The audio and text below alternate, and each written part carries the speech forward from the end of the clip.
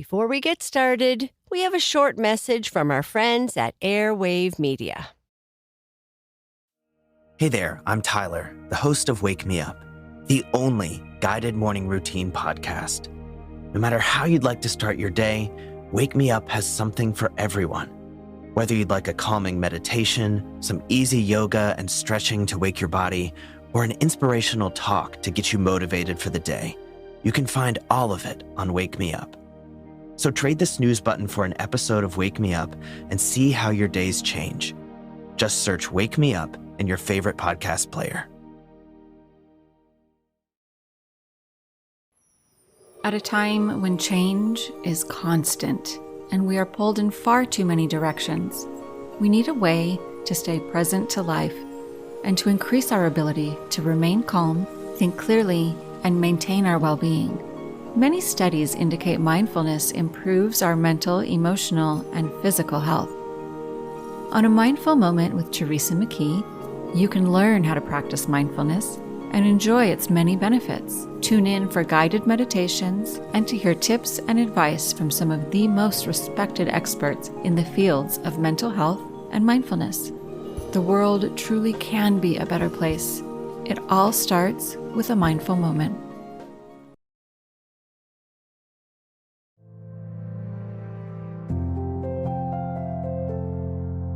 Hello, friends. This is Sheryl, and welcome to Sleep Tight, Relax, a bedtime podcast for the young and young at heart.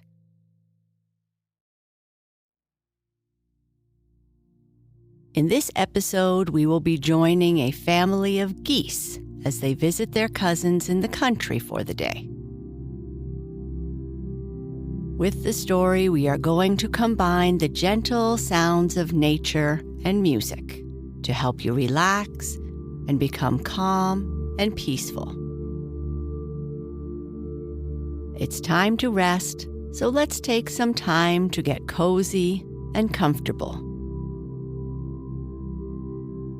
Turn down your lights, and your room should be free from distractions. Make sure you are comfortable in bed, letting your body ease into whatever position you feel the most comfortable. Cuddle up to your favorite toy or stuffed friend. Close your eyes if you'd like and take in a very slow, deep breath. Continue breathing deeply and feel the cool air come in through your nose and flow all the way down to your belly. Feel your belly expand outwards as you breathe deeply. Take a deep breath in through your nose and release the air through your mouth. Breathe in and breathe out. Take your time. Breathe in deeply and release the air.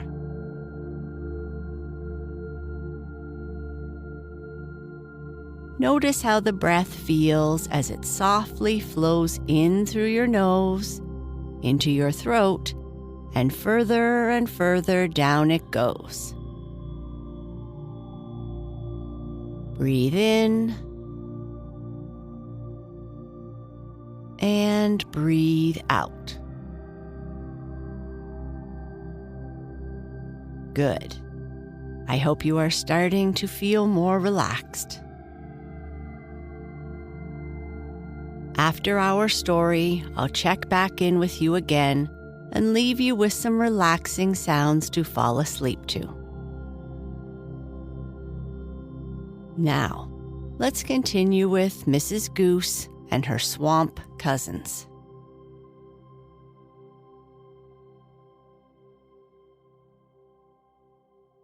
It was a beautiful morning very early, with the dew on the grass and the mists lifting from the sea, when Mrs. Goose, with her 7 little goslings, walked through the farm gate, down the path to the road, and then waddled under the fence into the pasture. "You are well along now, my children," she was saying, "and your travels should begin." "And what are our travels?" the little geese piped as they stepped along beside their stately parent. "Your travels, my dear, are those excursions away from the monotonous surroundings of the farmyard. That's what your travels are. None of your family are given to staying always and forever at home." "Oh no," the goslings all quacked in chorus. "We don't want to stay around that farmyard all our days. That's what the chickens do. But where are we going now, Mother?"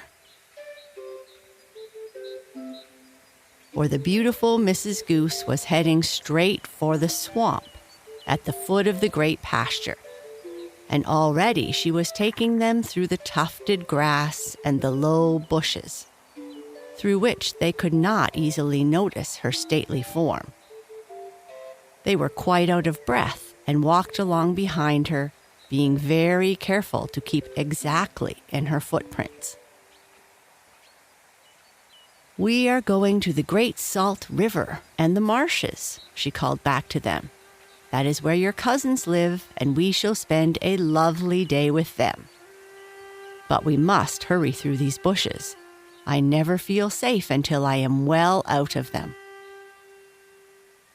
She explained no more than this, for she was a bird very experienced in the bringing up of children, and she did not wish to frighten them. But truth to tell, this bushy part of the path to her favorite place was always a bit scary for her. "It looks so very much like the spot where my husband was scared by a fox," she confided to one of her friends. "He was never quite the same again after being scared by that fox." Naturally, then, she had for the rest of her days a distrust of bushy paths, and it was with a great quack of relief that she emerged with all her little ones on the banks of the deep, narrow stream, which was a part of the great marsh. Off she swam on the water, paddling with a majestic ease, and down they hopped and splashed and paddled beside her, the 7 of them, very excited about a day's adventure.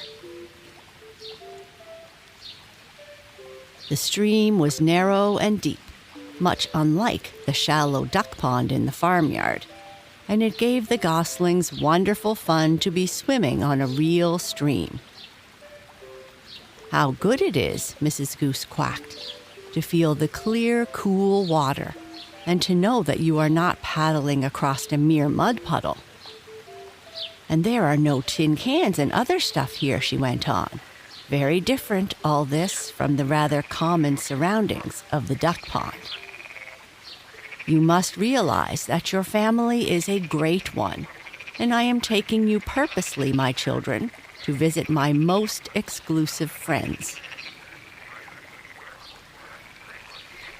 The old goose was indeed a proud bird, as anyone could tell by the way she held her head.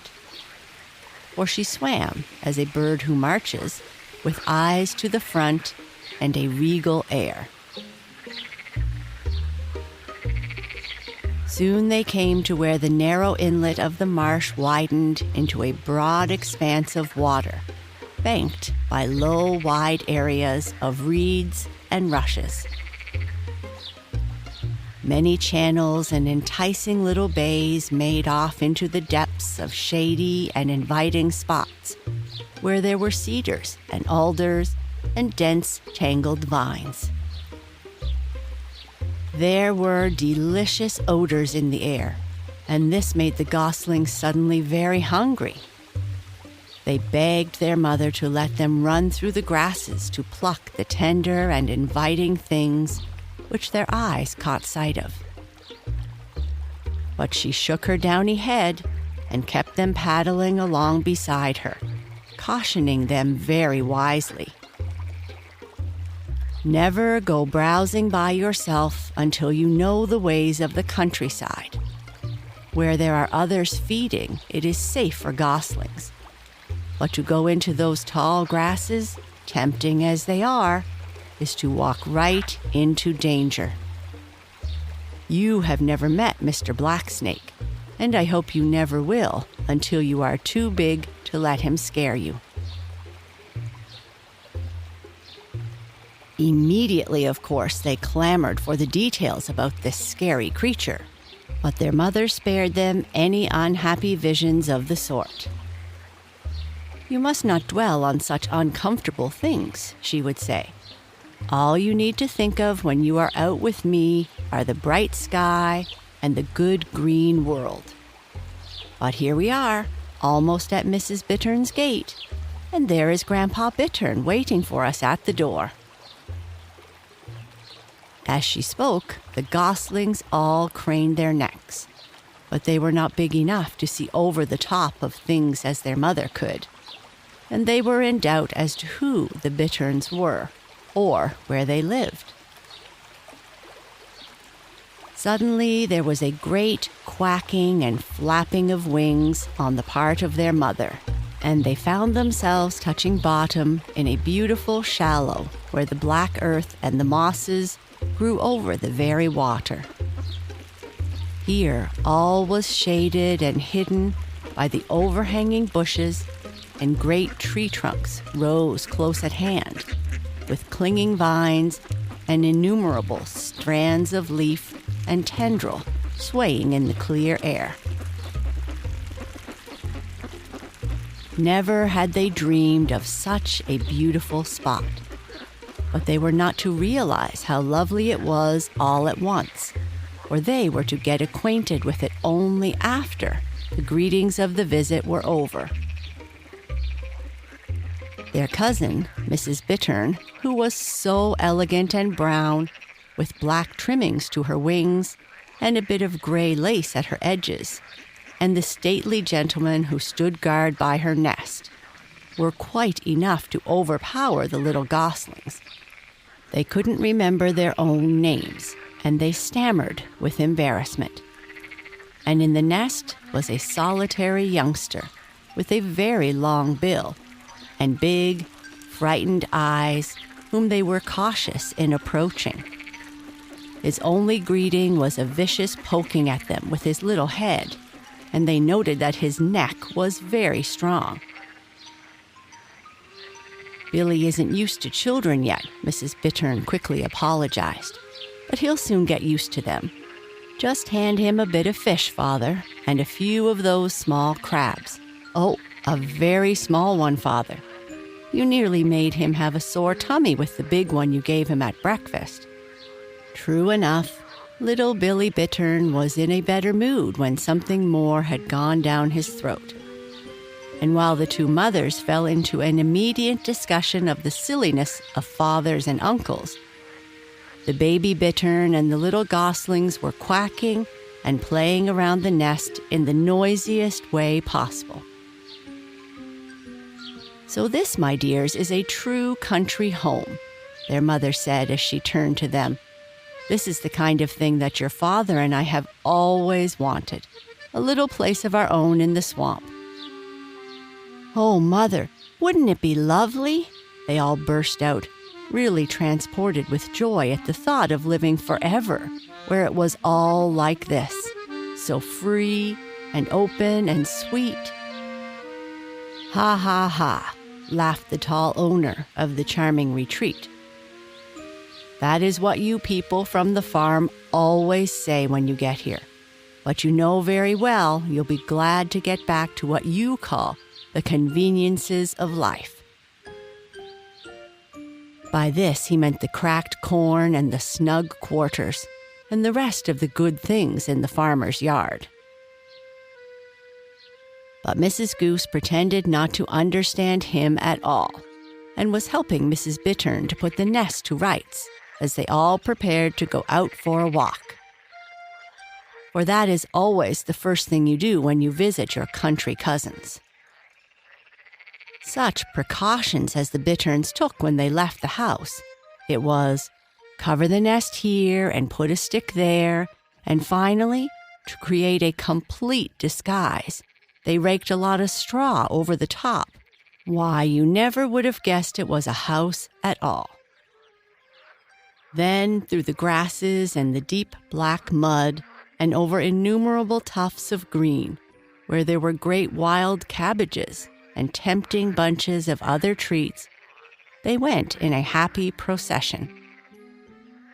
The goslings nibbled and tasted and feasted, wherever their mother was sure it was wise, and little Billy with his sharp beak poked incessantly in the mud for the things he liked best, tadpoles and beetles.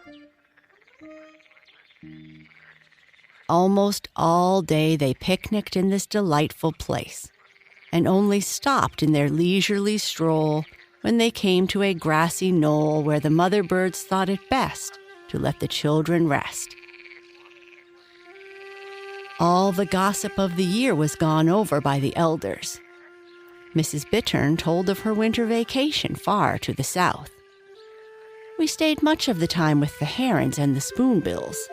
Theirs is such an attractive colony, you know, and I delight in southern society. We came north with your first cousin, Mrs. Hudson Goose, a noble family, your great northern relatives, my dear Fluffy. But they fly a little too fast for us Bitterns. We parted after a few days. Longbill, you know, likes to take it easy when he travels. But the children observed that Mrs. Bittern was moved to tears when their mother alluded to her late half-brother and another relative, uniting those names with a reference to a Christmas dinner.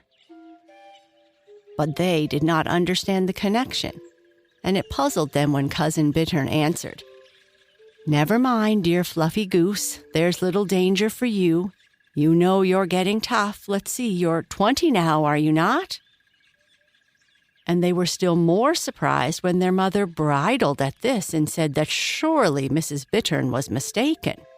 No, she was only 18 and not as old as she thought. Mrs. Bittern was only too eager to agree with her companion. Not for the world would she have her words taken amiss. So the little family quarrel was passed over, and Mr. Bittern merely observed that the ladies were getting a little tired, and he thought that they had all better go home. But if he had been very quiet, this dignified Mr. Bittern he was, like a good many modest people, nonetheless able to distinguish himself. For after they reached the welcome dooryard, and Mrs. Goose and her family were about to depart for home, he supplied the treat of the whole day. "Surely, Cousin Longbill," Mrs. Goose had remarked, "you are going to sing for us before we go. I wouldn't have the babies miss it for anything." But, to their dismay, Mr. Bittern began making the most frightful sounds they had ever heard. It was his great feat, that for which his family was renowned, and it was not like anything ever known on sea or land. To do it, he filled himself so full of air that he was like to burst, and he was very red in the face when he got through, like a good many famous singers. "Isn't it wonderful?" said his wife. "I never knew one to sing the national anthem better." For, to her simple soul, her husband's song was, of course, the one and only song. It must, consequently, be very important. Scarcely could Mrs. Goose praise her cousin enough, and the goslings all begged him to do it again.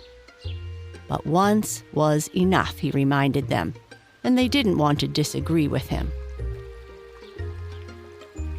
By this time, they must hurry to get home, and their farewells were hasty.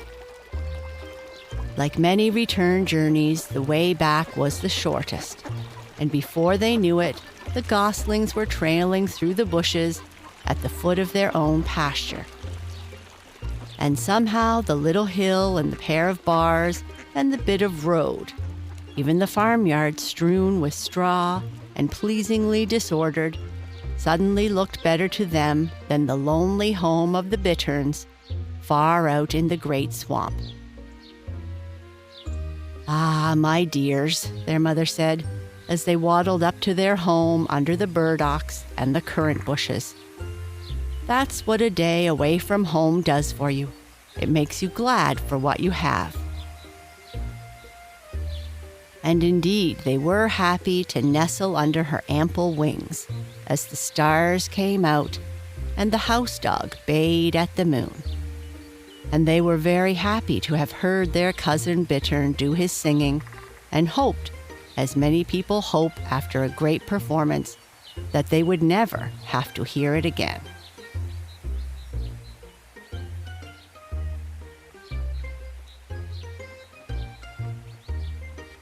And that is the end of our story.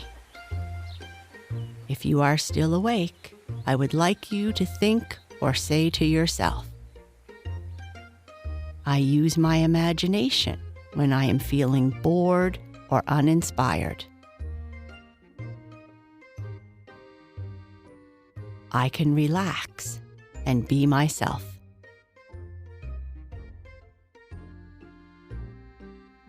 I love to learn.